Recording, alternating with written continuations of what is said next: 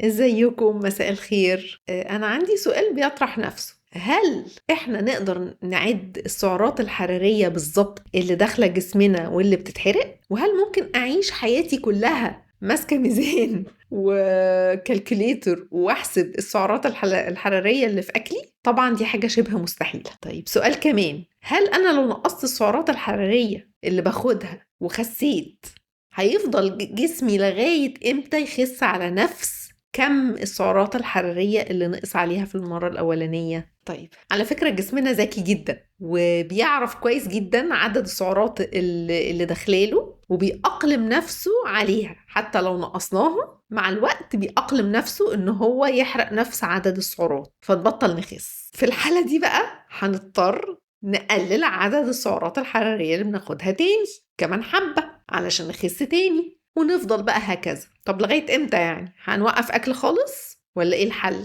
طبعا لما احنا بنقلل الاكل النتيجة الطبيعية ان احنا بنقلل السعرات الحرارية زيادة عن اللزوم علشان نخس. معدل الحرق كمان بيقل جدا ومعاه الوظائف الحيوية بتاعت الجسم بتتلخبط وكمان الهرمونات بتتلخبط. فالموضوع يعني هيدخل في سكة غلط وياخد منحنى مش صحي نهائي. نلاقي بقى شعرنا بيقع ووشنا يعني خس وشكلنا ما بقاش صحي والدنيا كلها متلخبطة. طيب ايه الحل؟ هو في حلول كتير جدا نقدر نعلي بيها معدل الحرق من غير ما نقلل أكلنا. كمثال هننظم الأكل وهننام كويس وهنلعب رياضة وهناكل نوعيات معينة بتعللنا الحرق أكتر من التانية. عايزين تعرفوا إزاي؟